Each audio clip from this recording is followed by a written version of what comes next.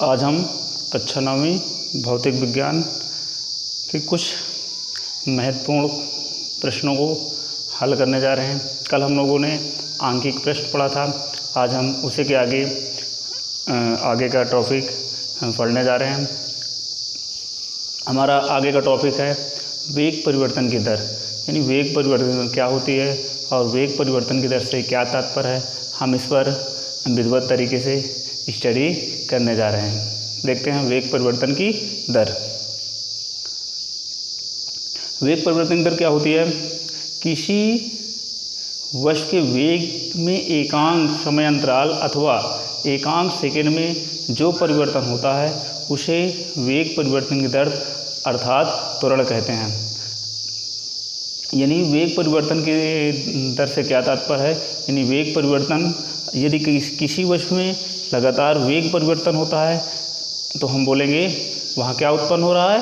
त्वरण उत्पन्न हो रहा है। अर्थात वेग परिवर्तन दर को हम क्या कहते हैं? त्वरण कहते हैं। तो यहाँ लिखते हैं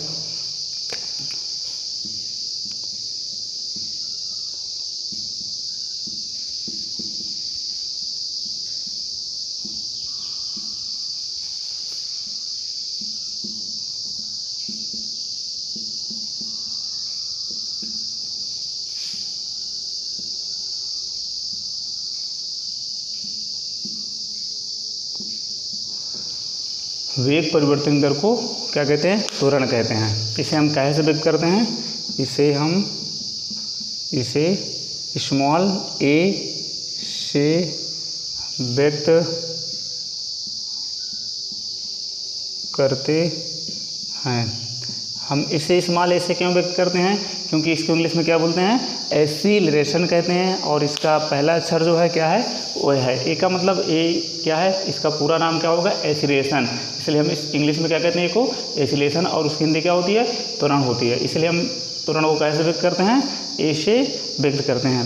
यानी वेग परिवर्तन का मतलब होता है, यदि हम कहें एक वस्तु है, हम मानते हैं एक वस्तु है, एक वस्तु ए है, ये क्या है? ए एक वस्तु है, ये एक वस्तु है। ये क्या करती है? ये इसका क्या है?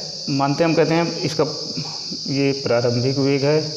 कौन सा वेग है? ये प्रारंभिक वेग। और ये कौन सा वेग होगा? मतलब ये यहाँ से यहाँ तक चल के आई और ये कहाँ पहुँच गई? अंतिम वेग। और यहाँ पर चलना क्या कर दिया? ये वस्तु दीर्घ कर दिया और यहाँ पहुँच गई। तो इसको समय क्या लगता है? हम कहते हैं इसको कुछ समय लगा होगा। यानी इस स्थान से इस स्थान तक पहुँचने में कुछ समय लगा होगा। हम कहते हैं समय मान लेते हैं हम, क्या लगा होगा? टी। यदि हम बोले प्रारंभिक वेग क्या था? यू था, और अंतिम वेग क्या था? यू था। तो हमारे पास क्या आ जाएगा? यानी त्वरण इज इक्वल टू निकल के आ जाएगा। क्या निकलेगा? ए, यानी त्वरण इज इक्वल टू क्या करेंगे हम? वेग परिवर्तन की दर। अर्थात वेग परिवर्तन यानी वेग में परिवर्तन करते हैं। अर्थात अंतिम वेग से हम प्रारंभिक वेग घटा दें और दर समय दर यानी समय से हम क्या कर दें? इसमें भाग दे दें तो हमें क्या मिलेगा? त्वरण मिलेगा। यानी v से क्या करेंगे? u को घटा देंगे और बटे में किससे भाग दे देंगे? भाग किससे देंगे? t से। तो हमें क्या मिल जाएगा? त्वरण मिल जाएगा। अर्थात a की वैल्यू क्या आ जाएगी? v माइनस यू बटे का t। ये क्या मिला हमें? त्वरण का फार्मूला प्राप्त हो गया। आगे हम कहते हैं त्वरण का मात्रक क्या होता है? लिखेंगे, यानी इसका मतलब त्वरण का मात्रक लिखेंगे। यहाँ त्वरण का मात्रक क्या होता है? मीटर प्रति सेकंड स्क्वायर होता है। त्वरण का मात्रक क्या होता है? मीटर प्रति सेकंड स्क्वायर होता है। आगे हम बात करते हैं कुछ इम्पोर्टेंट टॉपिक पर, यानी हम बात करते हैं एक समान। किसकी बात करते हैं? एक समान त्वरण की। किसकी बात करते हैं? एक समान त्वरण क्या होता है? इसको हम देखते हैं। एक समान त्वरण क्या होता है? एक समान त्वरण से मतलब है, यदि हम बोलें कोई वस्तु गति कर रही है और वो क्या करती है? अब एकांक समय अंतराल में अपने वेग में क्या करती है? समान परिवर्तन करती है। तो हम कहेंगे यहाँ क्या है? एक समान त्वरण है। जैसे हम देखते हैं ए एक वस्तु थी, ये क्या हुआ? यहाँ 0 यहाँ समय था और यहाँ पास कितनी तेज़ चल रही थी, 10 मीटर प्रति सेकंड के वेग से चल रही थी। और ये क्या हुआ, कुछ दूर के बाद इसका समय कितना होता है, 1 सेकंड बढ़ जाता है। तो ये कितनी स्पीड, मतलब कितना इसका वेग हो जाता है, 15 मीटर प्रति सेकंड। और हमने देखा यहाँ कहीं ये 2 सेकंड के बाद इसका वेग कितना हो जाता है, 20 मीटर हो जाता है। कितना हो जाता है यहाँ, 20 मीटर प्रति सेकंड हो जाता है। तो हम देखते हैं, यानी जब समय था हमने क्या देखा, वो कितनी तेज़ चल रही है, 10 मीटर प्रति सेकंड की। जैसे 1 सेकंड बीतता तो कितनी चली है, 15 मीटर प्रति सेकंड के वेग से चलने लगी, 15 मीटर प्रति सेकंड के वेग से चलने लगी। अब हम क्या करेंगे, इन दो स्थितियों के बीच का अंतर निकालते हैं, कितना निकलता है देखते हैं। 15 माइनस क्या करेंगे, मतलब इन दोनों के बीच का त्वरण निकालेंगे, कितना 10 बटे का समय कितना लगा, 1 सेकंड, यानी कितना लगा, 1 सेकंड का लगा। तो 1 बराबर कहे क्या आएगा, ए बराबर कितना आ जाएगा, 15 में से 10 गया, कितना बचा, 5 मीटर प्रति सेकंड स्क्वायर, यानी कितना आया यहाँ, 5 मीटर प्रति सेकंड स्क्वायर। अब हम दूसरी कंडीशन में देखते हैं, यहाँ देख लेते हैं दूसरी कंडीशन में। दूसरी कंडीशन में क्या होगा, यानी ए की वैल्यू। अब की बार हमारे पास क्या है, ये कंडीशन लेते हैं। ये यहाँ कितना वेग हुआ, इसका वेग हुआ 20, यहाँ कितना था 15। तो हम 15 से कितना घटाएंगे, यानी अंतिम वाले से कितना घटाएंगे, अंतिम वाले से कितना घटाएंगे, पहले वाले को घटा देंगे, नहीं प्रारंभ वाला घटा देंगे। 20 माइनस कितना घटाएंगे, प्रारंभ वाला कितना है 15, 15 में से कितना गया, 15 में, अब बटे में क्या, यानी यहाँ कितना, 1 सेकंड के बाद कितना हुआ 2, तो यहाँ बीच का कितना समय लगा इसको पहुँचने में यहाँ तक, 1 सेकंड। तो 1 से भाग दे देंगे। ए बराबर 20 में से 15 गए, कितना बचेगा, 5, कितना बचा, 5 मीटर प्रति सेकंड स्क्वायर। यानी ये इसकी दूसरी कंडीशन आ गई। हम पहली और दूसरी कंडीशन में देखते हैं, यहाँ एकांक समय अंतराल में एक समान वेग तय कर रही वस्तु, तो यहाँ हम क्या कहेंगे, एक समान त्वरण उत्पन्न होता है। हम क्या बोलेंगे, यहाँ एक समान त्वरण उत्पन्न होता है।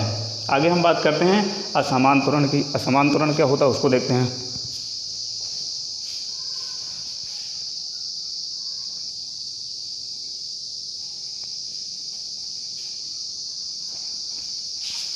बात करते हैं असमान त्वरण की। असमान त्वरण क्या होता है, जब कोई वस्तु समान समय अंतराल में असमान वेग उत्पन्न करे तो हम बोलेंगे वहाँ क्या है, असमान त्वरण उत्पन्न हो रहा है। हम क्या बोलेंगे, असमान त्वरण उत्पन्न हो रहा है।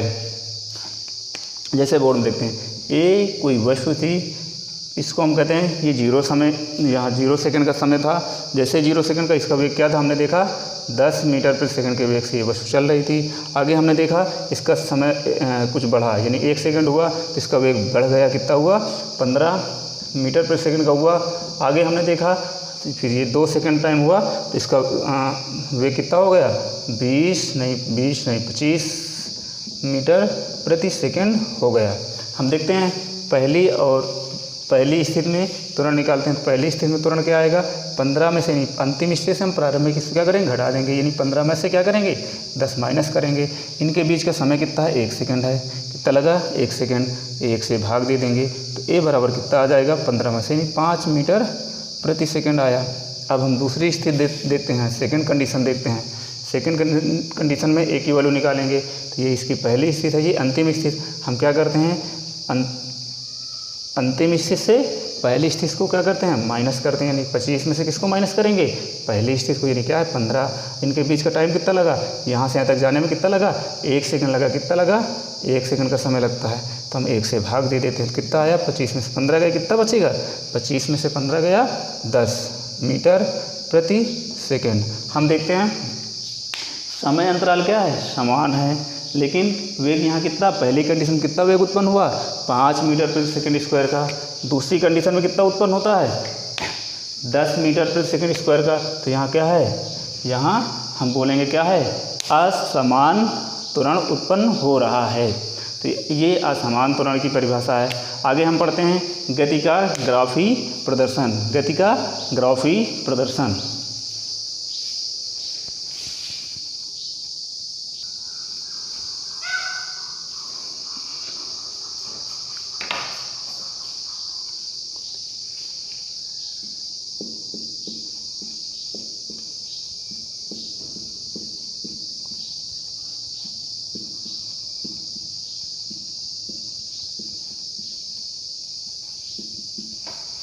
गति का ग्राफी प्रदर्शन।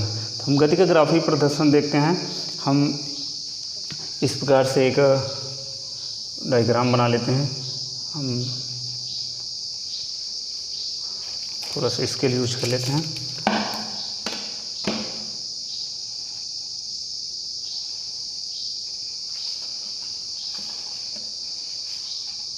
हम कहते हैं ये x है, ये y है, ये क्या है, ये x है, ये y है, और ये क्या है, ये मूल बिंदु है। क्या है, ये मूल बिंदु है।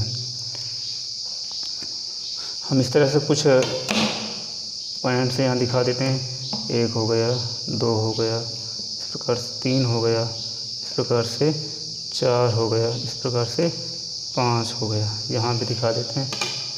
1 हो गया, फिर 2 हो गया, फिर 3 हो गया, फिर 4 हो गया, फिर 5 हो गया, फिर 6 हो गया, फिर ये 7 हो गया। इस प्रकार से हमने कुछ पॉइंट्स दिखा दिए। इसको लिख लेते हैं 1, 2, 3, 4, 5। यहाँ पास हम लिखते हैं 5, 10, 15, 20, 25। हम कहते हैं कुछ चीज़ें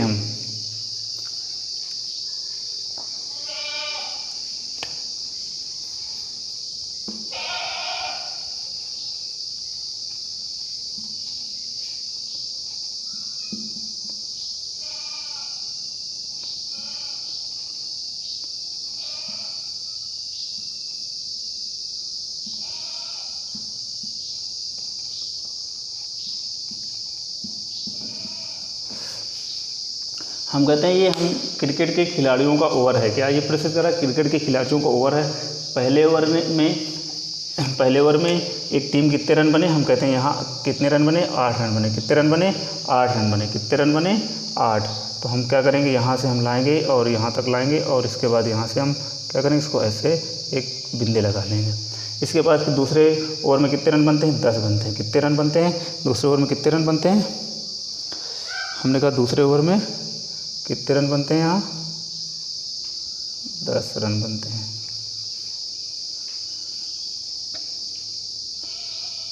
फिर तीसरे ओवर में कितने रन बनते हैं, यहाँ तीसरे ओवर में कितने रन बनते हैं, तीसरे ओवर में 20 रन बनते हैं। कितने रन बनते हैं, 20 रन बनते हैं।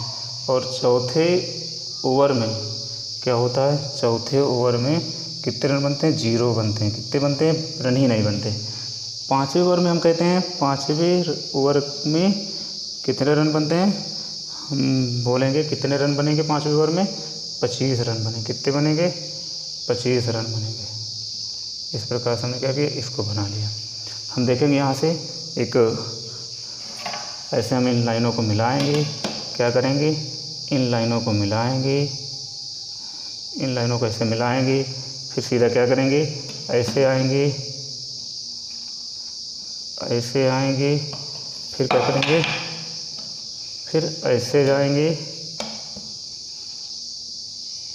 फिर क्या करेंगे, ऐसे चले जाएंगे यहाँ। अगर हम इससे देखते हैं, ये गति का ग्राफिक प्रदर्शन है।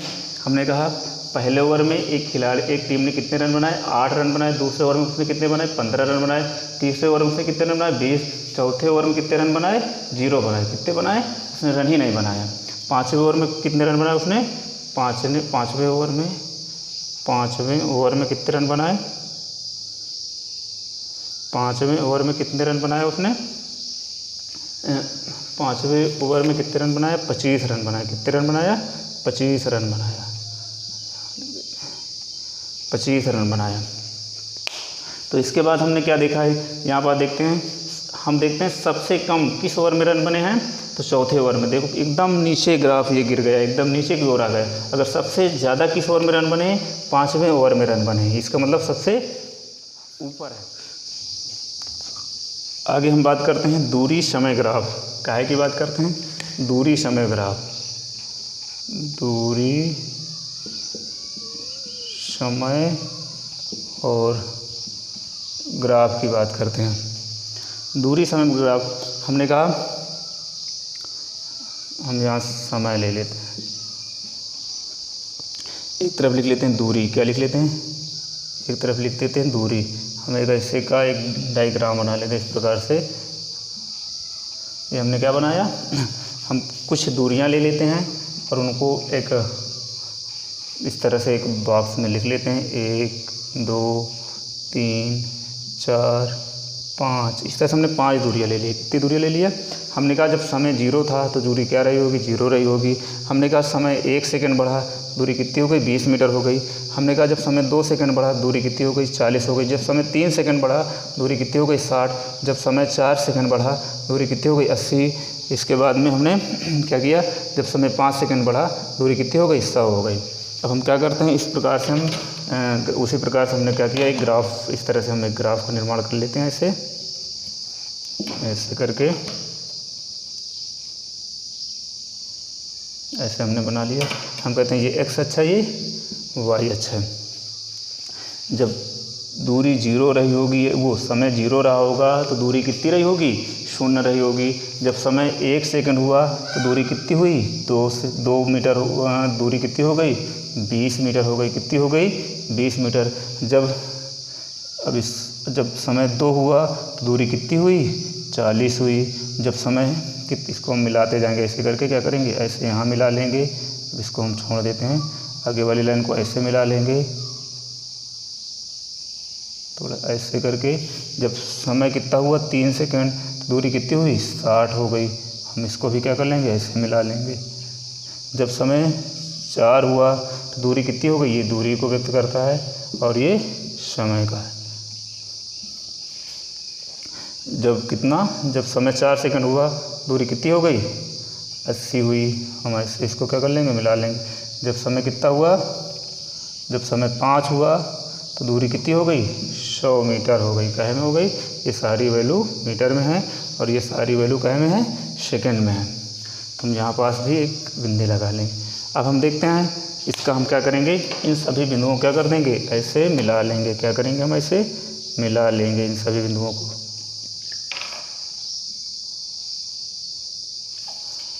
इन सभी बिंदुओं को क्या करेंगे, ऐसे मिला लेंगे। तो ये हमारा क्या निकला, दूरी और समय के बीच में खींचा गया ग्राफ है।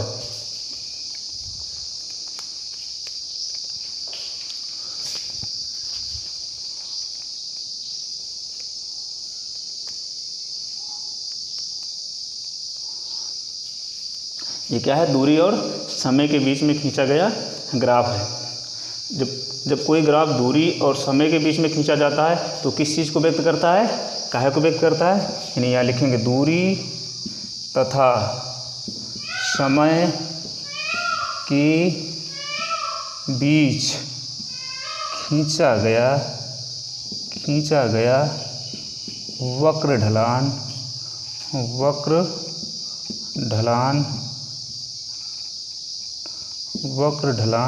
काहे को व्यक्त करता है, चाल को व्यक्त करता है। काहे को व्यक्त करता है, चाल को व्यक्त करेगा। यानी ये जो वक्र ढलान है किस चीज़ को व्यक्त करेगा, चाल को। कब व्यक्त करेगा, जब दूरी और समय के बीच में खींचा गया वक्र ढलान होगा। तो किस चीज़ को शो करेगा, काहे को शो करेगा, यानी वो चाल को बताता है। अगर हम यहाँ कह दें क्या है, यहाँ कह दें वेग है, क्या है, ये वेग हो गया।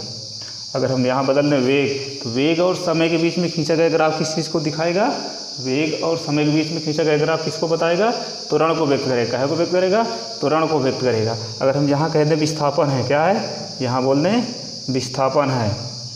विस्थापन और समय के बीच में खींचा गया ग्राफ किस चीज़ को दिखाएगा, किस चीज़ को शो करेगा, वेग को प्रदर्शित करता है। किसको प्रदर्शित करेगा, वेग को व्यक्त करता है।